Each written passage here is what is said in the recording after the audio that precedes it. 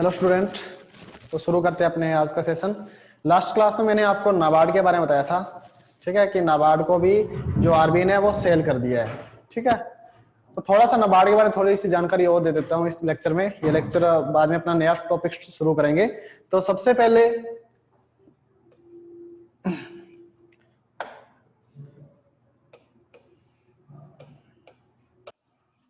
नाबार्ड के बारे में थोड़ी सी इंफॉर्मेशन और दे देता हूँ।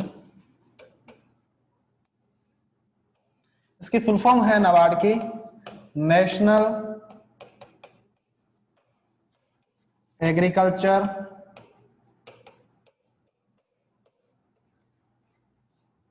Bank for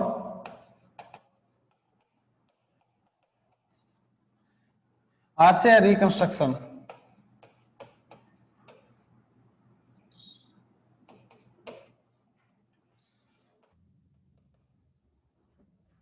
and development. ठीक है, तो आरबीआई की स्थापना मैंने आपको बता दी थी, कब हुई थी? 12 जुलाई 1982 को। हेड ऑफिस है इसका मुंबई में। तो याद रखना, नाबार्ड की जो स्थापना हुई थी वो नाबार्ड एक्ट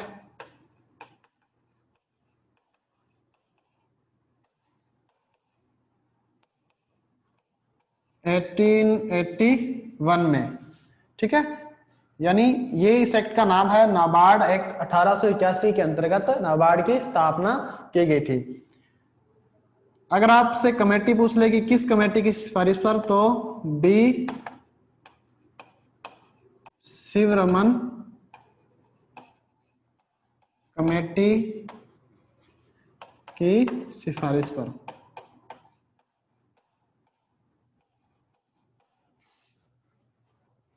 तो 20 शिवरमन कमेटी की सिफारिश पर स्टूडेंट 12 जुलाई 1982 को नाबार्ड एक्ट 1881 के अंतर्गत इसकी स्थापना हुई। जिस टाइम इसकी स्थापना हुई तो उस टाइम इसकी जो इनिशियल कैपिटल थी, ठीक है, वो थी 100 करोड़। और इसमें जो पार्टनरशिप थी वो थी RBI plus government of India. ठीक है, आरबीआई और गवर्नमेंट ऑफ इंडिया की क्या थी इसमें हिस्सेदारी थी। अब इसमें अगर मैं बात करूं कि गवर्नमेंट ऑफ इंडिया और आरबीआई का इसमें परसेंटेज क्या था, तो गवर्नमेंट ऑफ इंडिया का जो परसेंटेज था, सॉरी आरबीआई का जो परसेंटेज था वो था 72.5%। यानी बाकी का जो 17.5% बचा वो किसका था?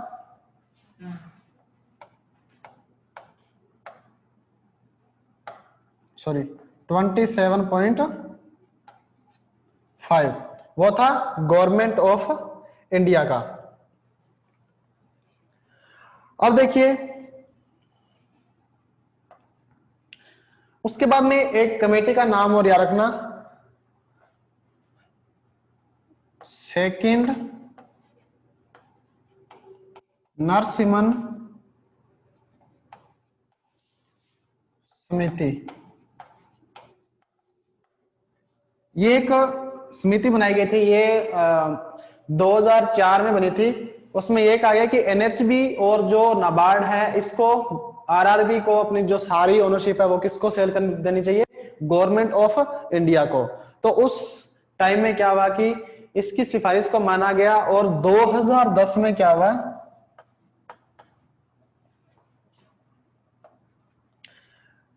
आरबीआई ने नाबार्ड की 71.5% जो पार्टनरशिप थी वो सेल कर दी। किसको? गवर्नमेंट ऑफ इंडिया को। अब आरआरबी जो आरबीआई है उसके पास कितनी बची ओनरशिप? वो बची केवल और केवल 1%। तो जो रिमेनिंग 1% थी, रिमेनिंग जो 1% थी, वो अभी 2019 में, जो पिछले साल, 20 करोड़ रुपए में सेल कर दी। किसको? गवर्नमेंट ऑफ इंडिया को। तो ये, तो क्या हुआ कि जो रिमेनिंग जो 1% जो हिस्सेदारी थी वो गवर्नमेंट ऑफ इंडिया को एनएचबी के साथ में पिछले साल ही सेल कर दी। तो मैंने आपको बताया कि टोटल जो सौदा हुआ था वो था 1470 करोड़ रुपए का, 1450 था एनएचबी का और जो 20 करोड़ था वो था नाबार्ड का। तो कमेटी याद रखना कौन सी थी, नरसिम्हन कमेटी, यानी इसको सेकंड नरसिम्हन कमेटी के नाम से भी जाना जाता है। ठीक है, तो ये याद रखना। तो नाबार्ड और जो एनएचबी है वो दोनों अब fully owned by government of India है। ठीक है, तो समझ में आ गया अब नाबार्ड क्या चीज है। तो ये थोड़ी जो कमेटी हमने लिखाई है वो आप याद रखना कि क्या क्या है। नेक्स्ट चलते हैं अपने। तो मैंने आपको आरबीआई की जो सारी सब्सिडी थी उसके बारे में बता दिया, नाबार्ड थोड़ा सा बचा था तो मैंने वो आपको इस लेक्चर में पूरा ब्रीफ में बता दिया कि क्या क्या हुआ था। ठीक है, अब अपने देखिए बात करते हैं कि जो इंडिया में बैंकिंग जो सिस्टम है उसको रेगुलेट करता है आरबीआई, और आरबीआई जब रेगुलेट करता है तो उसमें गवर्नमेंट ऑफ इंडिया का भी रोल होता है, क्योंकि देश को चलाने के लिए गवर्नमेंट ऑफ इंडिया तो है ही है, बट आरबीआई भी अपना अहम योगदान देता है। अब वो देखते हैं कैसे। तो मेनली एक बात पहले समझना क्या है कि कोई भी देश चलता है, ठीक है, या अपने इंडिया की बात करें तो इंडिया में सबसे पहले क्या आता है, सबसे पहले आता है बजट। सबसे पहले क्या आता है, बजट। तो बजट कौन शो करती है, गवर्नमेंट ऑफ इंडिया। ये प्रेजेंट करती है हर साल पार्लियामेंट में कि इस साल अपना जो मेन फोकस रहेगा वो किस पॉलिसी पर रहेगा, किस सेक्टर को अपने ग्रो करेंगे, कितना पैसा किस सेक्टर में लगाना है। ठीक है, तो ये हर साल 1 फरवरी को अपना बजट आता है। तो ये आप याद रखना फरवरी में आता है बजट। ठीक है, तो 1 फरवरी को ये जो बजट है वो पेश किया जाता है किसके द्वारा, गवर्नमेंट ऑफ इंडिया के द्वारा। अब देखो बजट बनाते हैं तो दो ही चीजें याद रखनी है कि जो मार्केट है ना, मार्केट में दो ही चीज होती है। ठीक है, एक तो मंदी होती है, एक होती है तेजी। तो इसको अपने अगर डिफाइन करें तो एक तो होता है इन्फ्लेशन,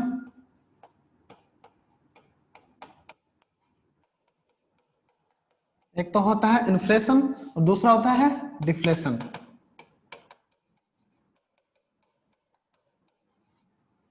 यानी अगर मैं हिंदी में बात करूं तो इसकी जो होगा वो होता है मुद्रास्फीति और ये होता है मुद्रा अस्फीति। तो ये याद रखना, मुद्रास्फीति और मुद्रा अस्फीति। अगर मैं इसको डिफाइन करूं यानी आपको याद रहे, माइंड में याद रहे कि इन्फ्लेशन और डिफ्लेशन में फर्क क्या है। तो इन्फ्लेशन शो करता है मार्केट में तेजी को, तेजी यानी मार्केट क्या जा रहा है, बूस्ट कर रहा है ऊपर की ओर। तो ये एरो याद रखना, इन्फ्लेशन में क्या होता है, ये बूस्ट कर रहा है। ठीक है, और डिफ्लेशन में क्या होता है, मंदी होती है, तो इसमें क्या होता है कि मार्केट नीचे गिरता है। तो ये दोनों चीजें याद रखना कि इन्फ्लेशन और डिफ्लेशन में फर्क क्या है। ठीक है, अब देखिए कि जब बजट पेश करती है गवर्नमेंट ऑफ इंडिया तो उसमें क्या क्या चीजें याद रखी जाती है। अब देखो कंडीशन दो ही रहेगी हमेशा। ठीक है, कोई भी कंट्री उसमें दो ही चीज होती है, इन्फ्लेशन और डिफ्लेशन। अब देखो इन्फ्लेशन क्या है, इन्फ्लेशन है मंदी। तो जब गवर्नमेंट ऑफ इंडिया बजट बनाती है तो मंदी की स्थिति में और तेजी की स्थिति में यानी मुद्रास्फीति और मुद्रा अस्फीति की स्थिति में कैसे कैसे बजट बनाती है और उसको कैसे शो करती है पार्लियामेंट में, ये मैं आपको बताता हूं। अब देखो फॉर एग्जांपल कि इंडिया में क्या है कि तेजी है, यानी मार्केट है वो क्या कर रहा है, बूस्ट कर रहा है। यानी तेजी का मतलब क्या होता है कि लोगों की जो परचेजिंग पावर होती है ना वो क्या होती है, हमेशा ज्यादा होती है, क्योंकि लोगों के पास क्या है, पैसा है। पैसा है तभी इन्फ्लेशन है। ठीक है, मान लो कि कोई भी पेन है, अगर ये पेन है ये मार्केट में 10 रुपए का है, अगर किसी के पास परचेजिंग पावर है तो वो इसके 11 भी दे सकता है, 12 भी दे सकता है और 15 भी दे सकता है। तो मार्केट में क्या हुआ, तेजी बढ़ी ना, क्योंकि लोगों के पास क्या परचेजिंग पावर है, उनको कोई भी चीज पसंद आनी चाहिए और वो उसका दाम भी ज्यादा दे सकते हैं। अब पहले अपने इन्फ्लेशन को समझते हैं। इन्फ्लेशन की कंडीशन में क्या होता है, बजट ऐसा तैयार किया जाता है जिसमें क्या होता है कि जो तेजी है उसको कंट्रोल किया जा सके। अब कंट्रोल कैसी करती है, अब देखिए नंबर 1 पॉइंट, जब भी देश में इन्फ्लेशन की कंडीशन होती है ना तो उसमें क्या गवर्नमेंट क्या होती है, गवर्नमेंट ऑफ इंडिया ऐसा बजट तैयार करती है जिसमें क्या हो, जो टैक्स रेट है या जो टैक्स स्लैब है वो इंक्रीज हो, ठीक है। यानी गवर्नमेंट ऑफ इंडिया क्या करती है, लोगों की जो इनकम है ना उस पर टैक्स ज्यादा लेना शुरू कर देती है। तो इस कंडीशन में जो बजट तैयार होता है वो होता है, उसमें क्या होता है, जो टैक्स है वो क्या होता है, बढ़ा दिया जाता है।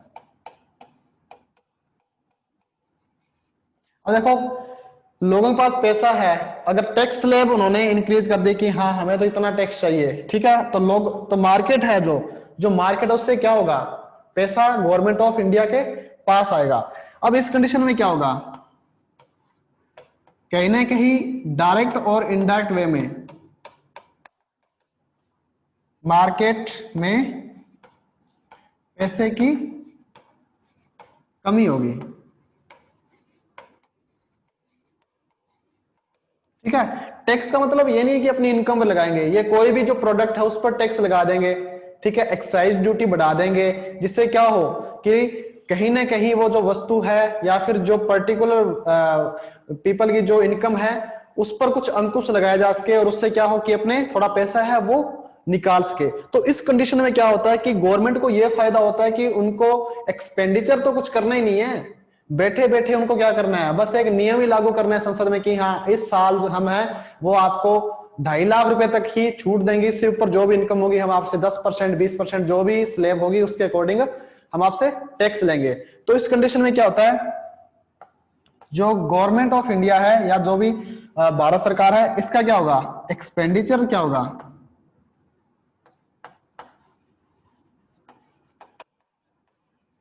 एक्सपेंडिचर लेस देन इनकम, कि एक्सपेंडिचर तो कुछ कर नहीं रहा और इनकम क्या हो रही है, वो बढ़ रही है, ठीक है। तो इसका याद रखना कि इनकम क्या है वो ज्यादा है, वो ये मैंने लेस देन का बीच में सिंबल दे दिया है, तो जो इनकम है वो इधर से पढ़े तो इनकम है वो क्या है, ग्रेटर देन एक्सपेंडिचर। तो इस कंडीशन में क्या होता है कि इन्फ्लेशन की कंडीशन में जो गवर्नमेंट होती है उसका जो खर्चा है वो तो होता है कम और इनकम होती है ज्यादा, क्योंकि उसको क्या करना है, टैक्स जो टैक्स है वो बढ़ा दिया, किसी भी प्रोडक्ट पर एक्साइज ड्यूटी बढ़ा दी, तो इससे क्या होगा, उनकी इनकम ज्यादा होगी। अब डिफ्लेशन में क्या होता है, मार्केट में पैसा तो है नहीं, पैसा नहीं है तो क्या है, मंदी है, बेरोजगारी है, क्योंकि पैसा क्या है, सर्कुलेट नहीं हो रहा। तो उस कंडीशन में क्या होता है कि गवर्नमेंट ऑफ इंडिया है वो ऐसा बजट तैयार करती है कि अपने को मार्केट में क्या है, पैसा फेंकना है, ठीक है। तो उसके लिए क्या होगा, इस कंडीशन में बजट कैसा बनाएगी, पैसा लगाना है तो वो क्या करेगी, जो भी सरकारी कार्य है उनमें पैसा डालेगी, लाइक किसी शहर में पुल बनाना है, ओवरब्रिज बनाना है, अंडरब्रिज बनाना है, नई सड़कें बनानी है, ताकि वहां पर क्या हो, अब सड़क बनेगी तो ऐसे तो है नहीं कि एक बंदा बना लेगा, वहां पर क्या है कि पूरा अपने को जो प्रोडक्ट है वो भी चाहिए, लेबर भी चाहिए, यानी सारा अपने को सामान चाहिए। तो उसके लिए क्या होता है कि गवर्नमेंट ऑफ इंडिया को यानी गवर्नमेंट को ऐसा बजट तैयार करना होता है जिससे क्या हो कि वो सर्कुलेट कर सके पूरा का पूरा पैसा पूरे मार्केट में। तो इस कंडीशन में क्या होता है कि गवर्नमेंट है ना, गवर्नमेंट सरकारी कार्यों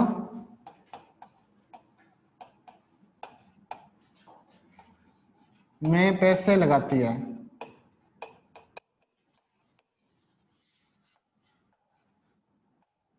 इससे क्या होगा, फॉर एग्जांपल रोड का कोई टेंडर ले आए, ठीक है, कोई रेलवे का ले आए, ठीक है, कोई ब्रिज बना दिया। अब इसे देखिए होगा क्या, इससे क्या होगा, जब बजट में ऐसी घोषणाएं होंगी कि हम यहाँ पे ये काम करेंगे, सरकारी कार्य चलाएंगे, तो वहां पे प्रोडक्ट आएगा, ठीक है, जो भी मटेरियल लगा है, तो इससे क्या होगा, वहां के जो दुकानदार है, बिजनेसमैन है, उनका भी काम चलेगा और लेबर वर्ग का भी काम चलेगा, तो पैसा क्या होगा, सर्कुलेट होगा। तो इससे क्या होगा, जो पैसा है वो बाजार में सर्कुलेट करेगा,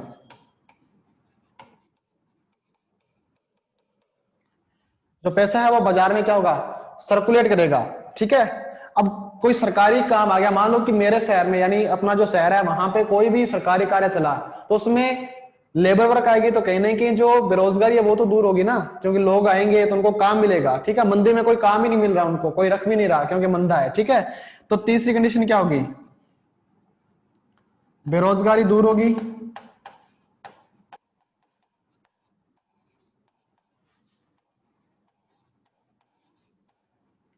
ठीक है। और 4 नंबर, जैसे अपने यहाँ पे आया कि जो गवर्नमेंट की है वो इनकम है वो ग्रेटर देन एक्सपेंडिचर। अब यहाँ पे क्या है, यहाँ पे इनकम तो है ही नहीं, क्योंकि तो यहाँ पे उल्टा हो जाएगा कि डिफ्लेशन में जो बजट तैयार होता है ना वो होता है एक्सपेंडिचर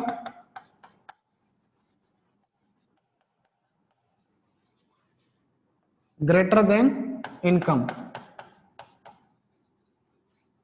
ठीक है, इनकम होगी नहीं और एक्सपेंडिचर है वो गवर्नमेंट का ज्यादा होगा। तो ये इन्फ्लेशन और डिफ्लेशन की कंडीशन में क्या होता है कि यहां पर तो गवर्नमेंट को फायदा होता है, बिना एक्सपेंडिचर के वो अच्छी इनकम जनरेट करते हैं, और यहां पे उनको ज्यादा इनकम होती नहीं। तो ये दो ही कंडीशन को रख के जो बजट तैयार किया जाता है, ये आप कभी भी आप प्रैक्टिकली देख लेना बजट जब भी पढ़ते हो कि बजट किस हिसाब से तैयार होता है। ठीक है, तो यहां पर क्या होगा, जो इन्फ्लेशन है तो वो इन्फ्लेशन कंट्रोल में हो जाएगी ना, क्योंकि जो मुद्रास्फीति यानी जो महंगाई बढ़ रही है, लोगों की जो परचेजिंग पावर है वो कहीं ना कहीं क्या हो गए, अंकुश लगा देंगे उस पर गवर्नमेंट ऑफ इंडिया, क्योंकि टैक्स वगैरह लगा के कि हमें भी इनकम हो। ठीक है, तो यहां पर क्या हो गया, यहां पर जो इन्फ्लेशन है वो कंट्रोल हो जाएगी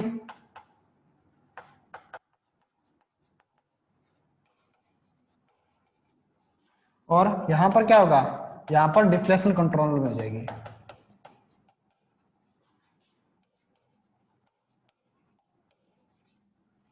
ठीक है, तो ये तो है जो गवर्नमेंट ऑफ इंडिया है वो क्या करती है, पूरे साल का एनालिसिस करके, ठीक है, कि आने वाला साल कैसा रहेगा उसको ध्यान में रखकर वो क्या करती है, पैसा लगाती है या फिर बाजार से पैसा उठाती है। यहां पर ये भी सोच सकते हैं अपने कि सरकारी कार्य चलाते हैं तो इसमें कोई सरकारी स्कीम भी चला दी, ठीक है, जिसमें लोगों को पैसा ज्यादा बांटना हो गवर्नमेंट को, ठीक है, ताकि लोगों के पास पैसा आए, ठीक है, ताकि मंदी दूर हो।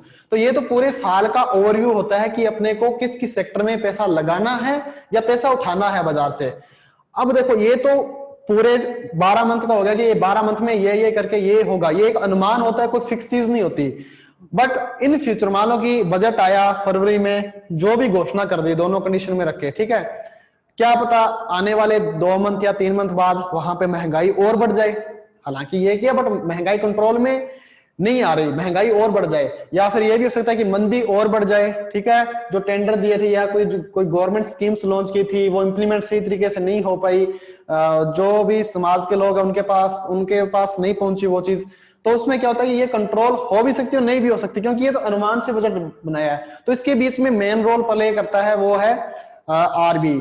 तो आरबी का अपने अगला जो टॉपिक है वो पढ़ेंगे, उसकी आरबी की मॉनेटरी पॉलिसी, क्योंकि देश को चलाने के लिए आरबी भी अपना अहम योगदान देती है। गवर्नमेंट तो सिर्फ पूरे साल का ही लेकर चलती है कि अपने इस साल में ये होगा ये होगा, ये सारा अनुमान होता है, बट आरबी क्या आता है कि वो हर 2 मंथ बाद, ठीक है, ठीक है, तो हर 2 मंथ बाद क्या होता है, वो अपनी पॉलिसी लॉन्च करती है कि हाँ इन 2 मंथ में क्या होगा और क्या नहीं होगा। अगर ये सही ढंग से लागू नहीं भी हो पाया तो वो भी काम करती है कि इन्फ्लेशन और डिफ्लेशन में कौन कौन सी नीतियां अपनानी चाहिए। तो अब अपने आगे चलेंगे कि बजट तो गवर्नमेंट ऑफ इंडिया ने कर दिया, पर अपने को क्या करना है, देश को चलाना है, तो जरूरी नहीं कि इस बजट के अनुसार चलेगा ही, तो इसलिए आरबीआई का भी अहम रोल रहता है। तो अब अपने आगे पढ़ेंगे आरबीआई की जो मॉनेटरी पॉलिसी है वो। तो नेक्स्ट चलते हैं अपने मॉनेटरी पॉलिसी।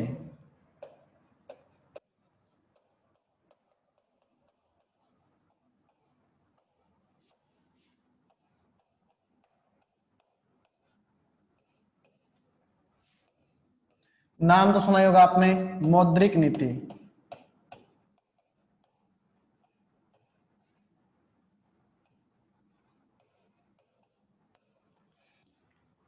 मौद्रिक नीति देखिए क्या है, ठीक है, अगर आपको आ जाए कि मॉनेटरी पॉलिसी कौन बनाता है, तो ये कौन बनाता है, आरबीआई बनाती है।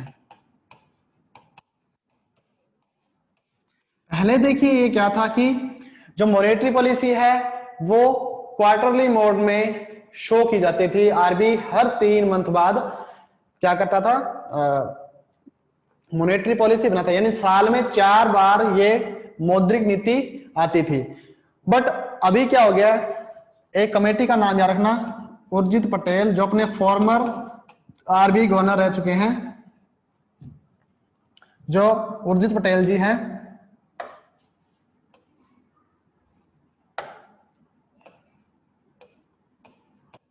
उर्जित पटेल कमेटी की सिफारिश पर। तो उर्जित पटेल कमेटी की सिफारिश पर क्या हो गया, जो क्वार्टरली मॉनेटरी पॉलिसी बनती थी वो अब क्या हो गया है, द्विमासिक हो गई, यानी साल में 6 बार मॉनेटरी पॉलिसी आती है। ठीक है, तो मॉनेटरी पॉलिसी किस मोड में आती है, द्विमासिक, यानी प्रत्येक 2 महीने बाद आती है, यानी 6 बार आती है साल में।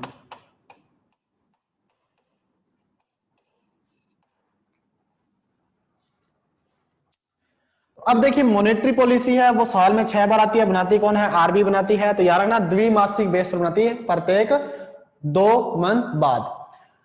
अब देखिए क्या बात आती है, अब है कि जो ये मॉनेटरी पॉलिसी है ये क्या क्या है, इसमें क्या कुछ चीजें होती है, ये मार्केट को कंट्रोल कैसे करती है, तो उसके बारे में अपने पढ़ते हैं कि मॉनेटरी पॉलिसी है उसमें क्या क्या चीजें अहम रोल अदा करती है।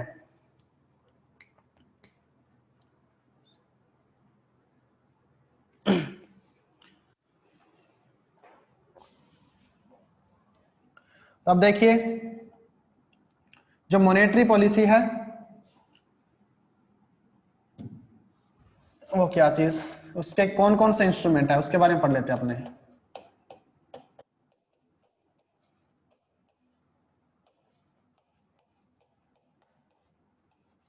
इसके स्टूडेंट 2 इंस्ट्रूमेंट है, एक तो है डायरेक्ट इंस्ट्रूमेंट,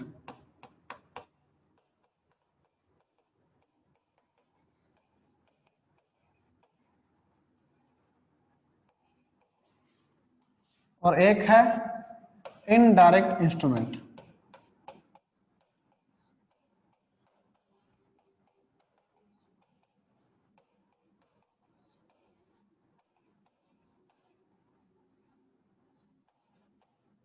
अब इनडायरेक्ट इंस्ट्रूमेंट और डायरेक्ट इंस्ट्रूमेंट कौन कौन से हैं ये देखिए। अगर मैं डायरेक्ट इंस्ट्रूमेंट की बात करूं तो इसमें देखिए कौन कौन सी आती है, एक आती है CRR, नाम आपने सुना होगा, SLR, और तीसरा होता है रीफाइनेंस एजेंसी। ये स्टूडेंट डायरेक्ट इंस्ट्रूमेंट के 3 टाइप है, CRR, SLR और रीफाइनेंस एजेंसी। अब बात आती है इनडायरेक्ट इंस्ट्रूमेंट के। इनडायरेक्ट में देखिए रेपो रेट आ गई, रिवर्स रेपो रेट आ गई,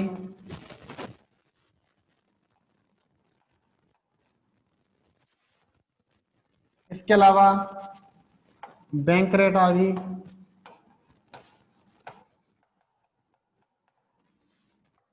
MSF आ गया, LAF आ गया, लास्ट OMO आ गया। ठीक है, ये अपने को चीज पढ़नी है, आपने कई बार न्यूज में या आप जब भी आप करंट अफेयर वगैरह पढ़ते हो तो उसमें आपने ये चीजें कभी भी सुनी होगी, पढ़ी होगी कि ये अभी जो मॉनेटरी पॉलिसी है उसमें ये रेट इंक्रीज हुई है या डिक्रीज हुई है, बैंक रेट क्या है, SLR क्या है, CRR क्या है, तो ये आपको बेसिक पता होनी चाहिए। कई बार बहुत से स्टूडेंट बोलते हैं कि हमें तो फाइनेंस समझ में नहीं आता, करंट का फाइनेंस आता है, पता नहीं क्या क्या पूछ लेते हैं, क्योंकि अपना बेसिक ही क्लियर नहीं है, अपने को पता ही नहीं है कि पढ़ना क्या है। ठीक है, कहां से क्वेश्चन आएंगे, क्योंकि बेसिक आपको पता होगा तो आप करंट भी आपको याद होगा ना। पहले बेसिक पता होना चाहिए ये चीज होती क्या है, आप सीधा मान लो पढ़ोगे कि हाँ चलो जी रेपो रेट जो अभी मैं मॉनेटरी पॉलिसी आई उसमें रेपो रेट ये होगी, आप पता नहीं रेपो रेट है क्या, 2 महीने बाद या आपका आने वाले एग्जाम होगा जब भी 1 महीने बाद या 10 दिन बाद आप भूल जाओ पता नहीं रेपो रेट पता नहीं क्या थी, पता नहीं कितने % होगी। ठीक है, तो इसमें अगर आप इंटरेस्ट लोगे तो बहुत ही आसान शब्दों में मैं आपको बता दूंगा कि ये है क्या। तो सबसे पहले अपने डायरेक्ट इंस्ट्रूमेंट की बात करते हैं, CRR, SLR और रीफाइनेंस एजेंसी। ठीक है, तो आगे अपने चलते हैं कि CRR और SLR है क्या।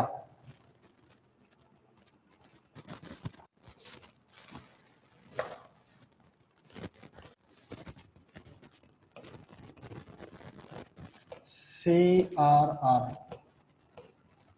इसकी फुल फॉर्म होती है स्टूडेंट, कैश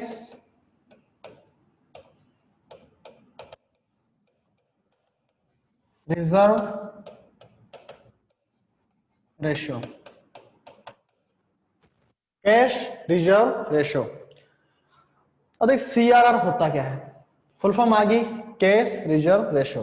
देखो आपको ये याद रखना है कि बैंक अपनी कुल जमा का, ठीक है, जितने भी उसके पास डिपॉजिट होती है, चाहे सेविंग से आई है, करंट से आई है, एफडी है, आरडी है, कहीं से आई है, ठीक है, तो उसका कुछ हिस्सा वो आरबीआई के पास जमा रखता है, ठीक है। तो इसको आसान शब्दों में याद रखना है, बैंक अपने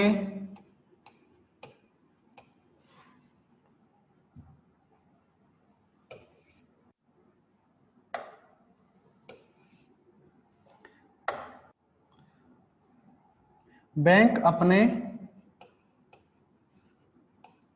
एनडीटीएल का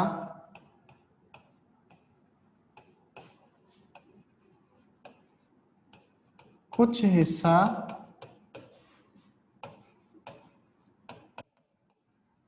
आरबीआई के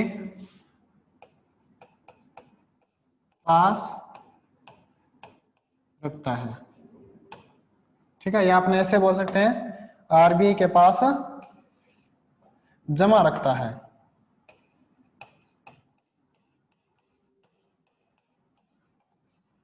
अगर मैं वर्तमान में सीआरआर की बात करूं तो ये है 3%। तो आपको पूछ सकते हैं वर्तमान में सीआरआर क्या है, ये 3% है, यानी बैंक अपने एनडीटीएल, अब यहां पे एक वर्ड है एनडीटीएल है क्या, ठीक है, बहुत ही सुंदर वर्ड है, ठीक है, बट उतना ही टेढ़ा ही है कि एनडीटीएल होता क्या है, ठीक है।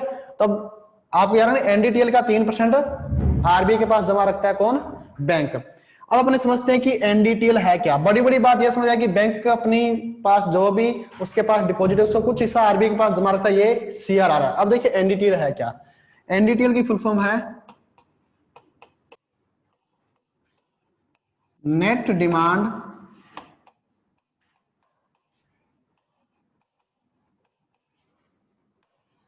And time liability. Net demand and time liability. अब देखिए यहां पे दो चीज आएगी, डिमांड और लायबिलिटी। अब देखो कोई भी बैंक है उसके पास दो चीजें होती है, मान लो कोई भी बैंक है उसके पास क्या होगी, दो ही चीज होगी। एक तो होगी उसके पास उसकी एसेट क्या है, ठीक है, एक तो होगी उसके पास एसेट क्या है, और दूसरा होता है उसके पास लायबिलिटी क्या है।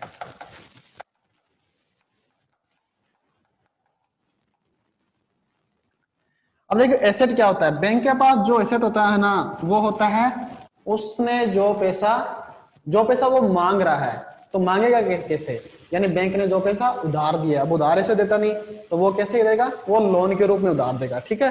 तो बैंक की संपत्ति क्या है, ये है बैंक ने जो लोन दे रखा है, ये बैंक की संपत्ति है, ठीक है। लायबिलिटी क्या है, लायबिलिटी है बैंक की जो उसके पास जमा है, यानी जो डिपॉजिट है। अब इसको आसान शब्दों में देखिए समझे, मान लो कि लायबिलिटी कैसी हुई, जो डिपॉजिट है, मेरे 10,000 रुपए किसी बैंक में जमा है, ठीक है, तो मैं बैंक में गया, मैंने अपनी डिपॉजिट स्लिप भरी और मैं चला गया, हाँ जी मेरे को 5,000 चाहिए, उन्होंने निकाल के दिए ना, उनके पास है चाहे नहीं है, ये उनकी लायबिलिटी है कि मेरा जो जमा पैसा वो मैं कभी भी निकाल सकता हूं। मैंने शुरुआत में बताया कि बैंक है क्या, कि वो डिमांड पर पैसा देता है, वही बैंक है ना, अपनी जमा स्वीकार करता है और डिमांड पर पैसा देता है। तो लायबिलिटी क्या है, डिपॉजिट, बैंक के पास जो भी डिपॉजिट होता है वो बैंक की लायबिलिटी होता है। अब देखिए डिपॉजिट कितने रूप में आता है,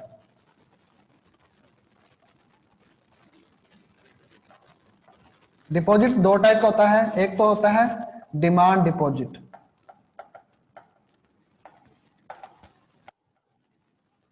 डिमांड डिपॉजिट, और दूसरा होता है टर्म डिपॉजिट।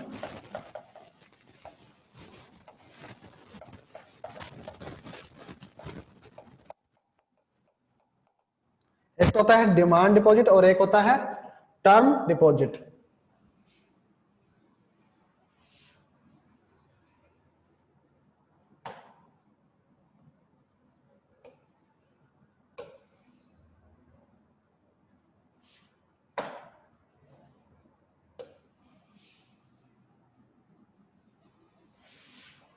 उसको मैं थोड़ा ऊपर कर लेता हूं ताकि पूरा समझ में आ जाए। ठीक है,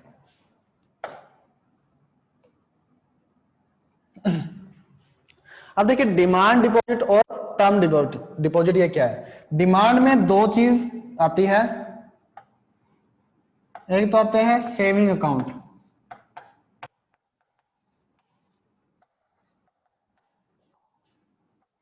और एक होता है करंट अकाउंट। ठीक है, सेविंग और करंट अकाउंट। अगर मैं टर्म डिपॉजिट की बात करूं तो इसमें दो चीज आती है, एक तो आती है एफडी यानी फिक्स्ड डिपॉजिट और एक आती है आरडी। आरडी की फुल फॉर्म है रिकरिंग डिपॉजिट। ठीक है,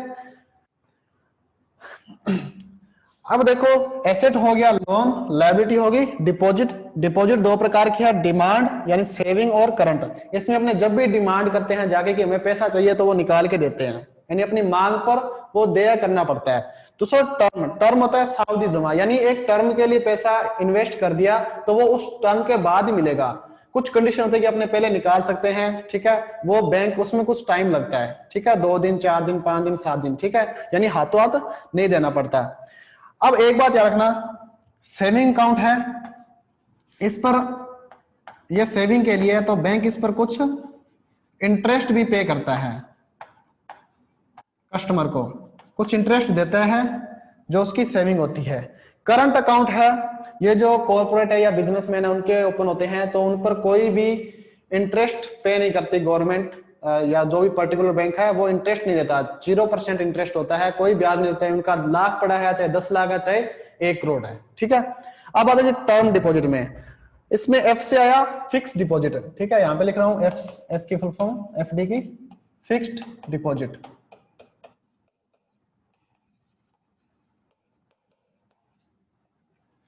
फिक्स डिपॉजिट में क्या होता है कि एक फिक्स राशि वन टाइम इन्वेस्ट करनी होती है। मान लो कि मेरे को 1 लाख रुपए इन्वेस्ट करने हैं तो वो मैं वन टाइम यानी एक साथ वो इन्वेस्ट करूंगा। ठीक है, तो एफडी का जो मिनिमम टाइम पीरियड होता है वो होता है 7 डेज, यानी आप 7 दिन की भी एफडी करवा सकते हो, और मैक्सिमम होता है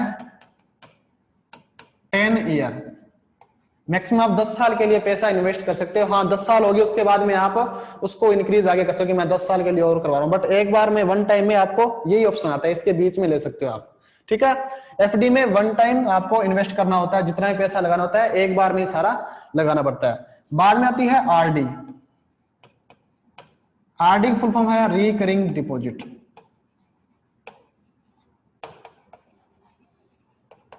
रिकरिंग जो डिपॉजिट है ये मेनली सैलरीड पर्सन के लिए सही होता है कि जैसे ही उनकी सैलरी आई तो वो एक फिक्स राशि, मान लो कि मैंने कर दिया कि मैं हर महीने 2000 रुपए आरडी में लगाऊंगा। ठीक है, तो जो भी उस टाइम जिस टाइम मैं इन्वेस्ट करूंगा जो भी इंटरेस्ट चल रही होगी वो मेरे को मिल जाएगी। अगर आज 5% है तो आज मैंने 2000 लगाए तो वो 5% के हिसाब से मेरे को इंटरेस्ट पे होगा। अगर मैंने 1000 लगाए अगले महीने तो वहां पर 6 तो मेरे को 6 पे होंगे, यानी इसमें हर मंथ आप इन्वेस्ट करते हो। इसका जो टाइम पीरियड है वो है कि आप मिनिमम तो 6 मंथ का ले सकते हो, इससे नीचे नहीं है, मिनिमम 6 मंथ और मैक्सिमम दोनों का सेम है, मैक्सिमम है 10 ईयर। अगर यहां से कोई क्वेश्चन आता है कि निम्नलिखित में से जो भी अबव अकाउंट है उनमें से सबसे ज्यादा इंटरेस्ट किस में है, तो वो सबसे ज्यादा एफडी में होती है, क्योंकि आप सारा का सारा पैसा एक साथ इन्वेस्ट करते हो और उसी दिन से आपकी इंटरेस्ट उसी राशि पर मिलनी स्टार्ट हो जाती है। तो एफडी में सबसे ज्यादा इंटरेस्ट होती है, उसके बाद में आरडी में। इसमें कोई इंटरेस्ट नहीं देता जो बैंक है, सेविंग में कुछ होता है 3% 4% तक। ठीक है, तो आपको याद रखना कि बैंक की एसेट क्या है, एसेट है उसका लोन, लायबिलिटी क्या है जो उसके पास डिपॉजिट है, जो पैसा उसका पब्लिक का उसके पास जमा है, ठीक है, वो उसकी लायबिलिटी है। अब अपनी बात ली थी एनडीटीएल की, तो एनडीटीएल समझाने के लिए ये पैराग्राफ बनाना बहुत इंपॉर्टेंट था। ठीक है, तो इसमें आपको टाइप ऑफ अकाउंट भी पता चल गया कि कौन कौन से होते हैं। अब एनडीटीएल आपको आसान शब्दों में ये याद रखना है कि बैंक ने एक दिन में जो भी किया, ठीक है, मान लो कि आज के दिन एक बैंक के पास कितना तो पैसा आया, ठीक है, और कितना पैसा गया, ठीक है। मान लो कि 100 रुपीज आए और 10 रुपए उसने जो भी उसका जमा था वो 10 रुपए उसने विड्रॉ के रूप में दे दिए, उसके पास एनडीटीएल कितना बचा, 90 रुपए। तो ये आज के दिन का क्या हो गया, पर्टिकुलर बैंक का, मान लो ये कोई बैंक एक्स है, इस एक्स का क्या हो गया, 90 एनडीटीएल हो गया। अब इस 90 का 3% आरबीआई को जमा कराना पड़ेगा। एक या रखना, जो एनडीटीएल होता है ना, यानी जो सीआरआर होता है वो डेली बेसिस पर होता है, ऐसे नहीं है कि हाँ एक बार कर दिया। आरबीआई के पास डेली बेसिस पर जमा होता है सीआरआर। फिर से देख लो, कोई एक्स बैंक है, इसका आज का कारोबार क्या रहा, इसके पास 100 रुपए तो आए और 10 रुपए इसने इससे गए, यानी इसने विड्रॉ के रूप में कस्टमर को दिए। बचा इसके पास आज कितना, 90 रुपए। तो 90 क्या है, एनडीटीएल। तो 90 का 3% ये एक्स बैंक किसको जमा कराएगा, आरबीआई को कराएगा, और ये हमेशा डेली बेसिस पर होता है। तो ये समझ में आ गया होगा आपको कि सीआरआर है क्या। सीआरआर बड़ी बड़ी बात ये है, बैंक अपनी कुल जमा का, या आपने बोल सकते बैंक अपने एनडीटीएल का कुछ हिस्सा डेली बेसिस पर आरबीआई को जमा कराता है। वर्तमान में क्या है, 3% है, ठीक है। अब आगे चलते हैं। अब वो मैं आपको लास्ट बताऊंगा कि अगर ये अप एंड डाउन होता है, कि ये बढ़ गया या कम हो गया, तो उस कंडीशन में क्या होता है, ठीक है। अब देखिए आगे चलते हैं कि एसएलआर क्या है।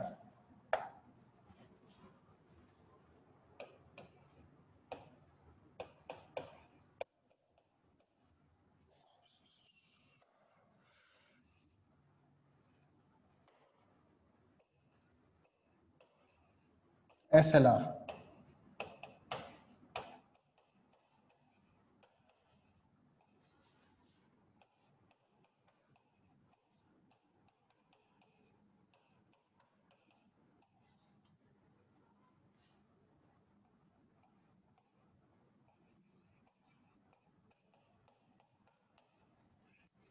एसएलआर फिल्म होती है स्टैट्यूटरी लिक्विडिटी रेशियो।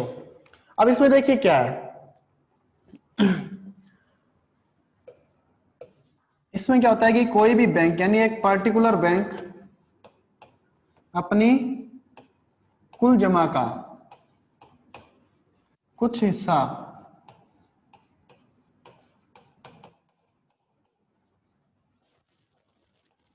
अपने पास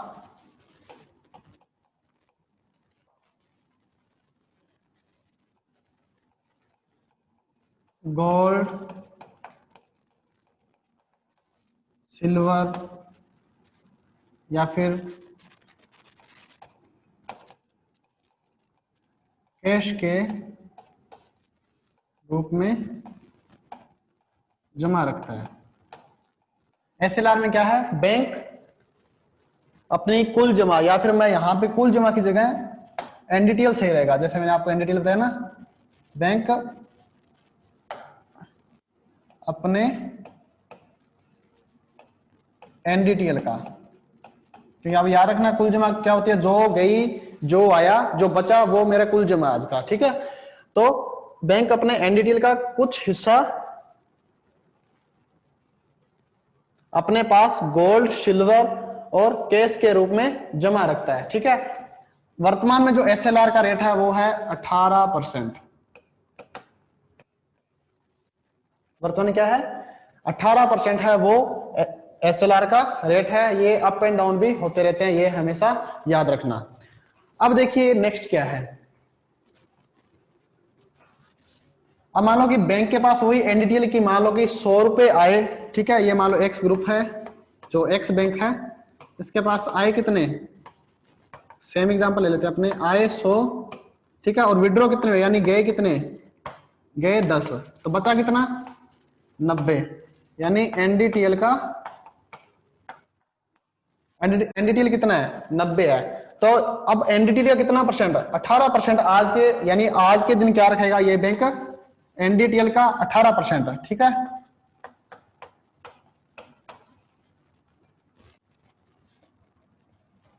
तो ये जितना भी आएगा ये क्या रखेगा, ये अपने पास गोल्ड, सिल्वर या गवर्नमेंट सिक्योरिटीज या कैश के रूप में अपने पास जमा रखेगा। ये हमेशा याद रखना, ये अपने पास रखता है। हाँ, एक बात याद रखना, बैंक ये जो पैसा आएगा जितना भी आएगा इसको लोन के रूप में नहीं दे सकता पब्लिक को, ठीक है, अपने पास जमा रखना होता है। बट गवर्नमेंट ने या आरबीआई ने एक चीज और दे रखी है कि आपके पास जो एसएलआर का जितना भी पैसा है आपके पास, वो आप लोन के रूप में बांट नहीं सकते, ठीक है, क्योंकि कल को आप डिफॉल्टर हो जाए तो कुछ पैसा आप अपने पास है, कुछ आपने आरबीआई को दे रखा है, तो कुछ ना कुछ रिकवरी तो होगी ना आपके, एकदम से वो तो है नहीं कि आपका अस्तित्व भी खत्म हो जाएगा। यानी कुछ पैसा आपके पास है, ठीक है, चाहे आरबीआई के पास है चाहे कुछ आपके पास है। तो इस पैसे को बैंक क्या करती है, गवर्नमेंट सिक्योरिटी में इन्वेस्ट करके ब्याज कमा सकती है, ये हमेशा याद रखना, ठीक है। तो एसएलआर की जो भी पूंजी है उसको क्या है, बैंक का लोन नहीं दे सकता।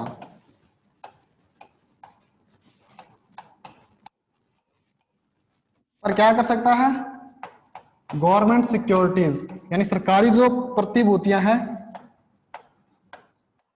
उसमें इन्वेस्ट करके क्या कर सकता है, इंटरेस्ट कमा सकता है।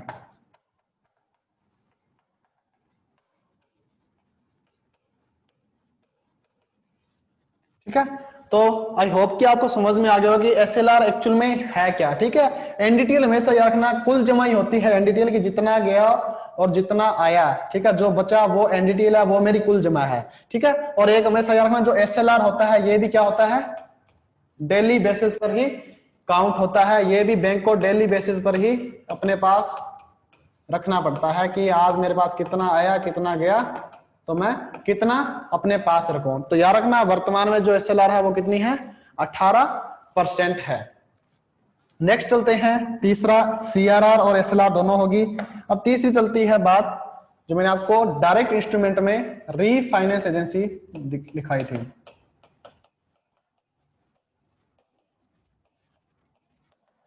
रीफाइनेंस एजेंसी, ठीक है। अब रीफाइनेंस एजेंसी देखिए क्या है, आरबी खुद ही अपने आप में रीफाइनेंस एजेंसी। अब रीफाइनेंस होता क्या है, रीफाइनेंस स्टूडेंट मेनली ये होता है कि बाजार में मंदी है यानी डिफ्लेशन है, पैसा है नहीं किसी के पास, तो आरबी क्या बोलेगी कि आप क्या करो, कम रेट पर लोन बांटो। अब कोई भी बैंक है वो बोल दे कि सर हमारे पास तो पैसा ही नहीं है, हम लोन कैसे बांटे, तो लोन की फैसिलिटी बैंकों को कौन प्रोवाइड करेगा, आरबी, ठीक है। और लोगों को कौन प्रोवाइड करेगा, जो पर्टिकुलर बैंक है। तो ये रीफाइनेंस हो गया ना कि जो पैसा है वो आरबी से कहां पे आया, पर्टिकुलर बैंक के पास, और उस बैंक ने उसका क्या किया, लोन बांटा किसको, पब्लिक को।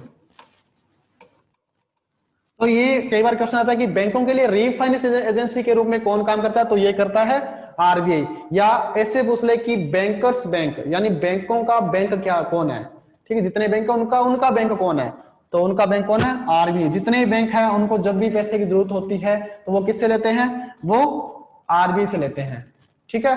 तो इस रीफाइनेंस एजेंसी को क्या समझोगे कि जब भी आरबीआई बैंकों को बोले कि आप लोन बांटो, ठीक है, और बैंक बोले कि सर हमारे पास तो लोन है, लोन बांटने के लिए पैसे नहीं है, तो उनको फाइनेंस की जो फैसिलिटी है वो कौन प्रोवाइड करेगा, वो कराएगा आरबीआई। तो ये सर्कुलर हो गया ना कि आरबीआई से पैसा आया बैंकों के पास और बैंक ने उसको लोन बांटा किसको, पब्लिक को। तो ये होता है रीफाइनेंस एजेंसी, यानी बैंकों को जब फाइनेंस की फैसिलिटी आरबीआई प्रोवाइड कराता है तो उसको बोलते हैं रीफाइनेंस एजेंसी। तो रीफाइनेंस एजेंसी के रूप में आरबीआई खुद ही काम करता है। तो ये थे डायरेक्ट इंस्ट्रूमेंट जो भी मॉनेटरी पॉलिसी के थे। इसके बाद में बचते हैं इनडायरेक्ट इंस्ट्रूमेंट, वो अपने करेंगे नेक्स्ट लेक्चर में। आई होप कि जो डायरेक्ट इंस्ट्रूमेंट थे वो आपको समझ में आए हो तीनों, और जो एनडीटीएल है वो भी आपको समझ में आ गया हो। मिलते हैं अपने नेक्स्ट लेक्चर में, इनडायरेक्ट इंस्ट्रूमेंट जो मॉनेटरी पॉलिसी का अपने पढ़ेंगे। Thank you.